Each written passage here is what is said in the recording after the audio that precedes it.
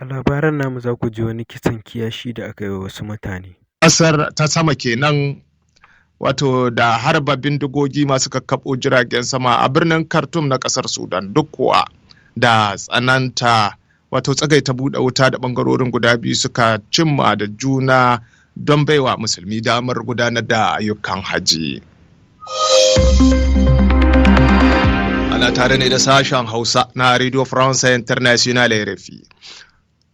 An zartar da hukuncin ɗaurin rai da rai ga Philippe Mane a ƙarshen shari'ar da aka kwashe tsawon makonni 7 ana yi a wata ƙaramar kotun birnin Paris ta ƙasar Faransa.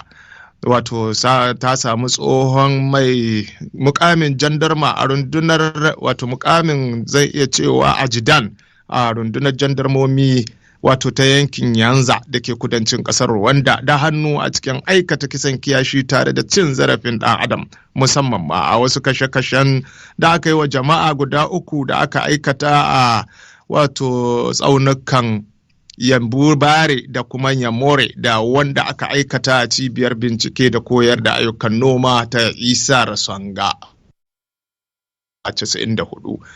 An dai bayyana cewa kisan kiyashin kasar Rwanda ya yi sanadiyar raba mutane 800 da rayukansu. A jiya Laraba zuwa yau safiyar yau Alhamis ɗaruruwan masu tada zaune tsaye ne suka sake yin wata taho-mu-gama da jami'an tsaro a yankin yammacin birnin Paris na kasar Faransa.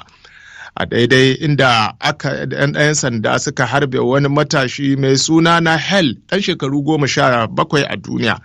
Saboda kawai ya ƙi tsayawa da motarsa a lokacin da suka dakatar da shi. Arangamar ta ɓarke ne a unguwar tsohuwar gada inda nan ne unguwar matashi na Hel take. A ranar Talata ne wato na Hel ya gamu da ajalinsa bayan da wani jami'in ɗan sanda ya harbe shi a sakamakon kasa tsayawa da ya yi da motarsa a lokacin da suke tsayar da shi. Yanzu haka dai masu shigar da ƙara na birnin Paris ya buɗe soma bincike inda kuma yanzu haka ɗan sandan da ya yi wannan ta'asa ke kulle ana masa tambayoyi dalilinsa na hallaka wannan matashi. Mutane biyu ne suka hada da mahari suka mutu a cikin wata musayar wuta da ta faru a jiya Laraba a gaban karamin ofishin jakadancin Amurka da ke birnin Jadda na kasar Saudi Arabia, kamar yadda mahukuntan wannan masarauta suka tabbatar.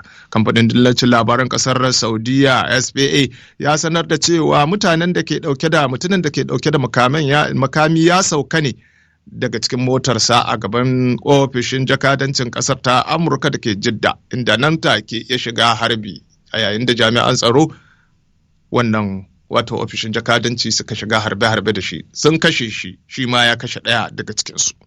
Ma sauraro kada dai ku manta ku danna mana subscribe kana ku danna mana ƙararrawa domin samun shirye-shiryenmu da zarar mun ɗora.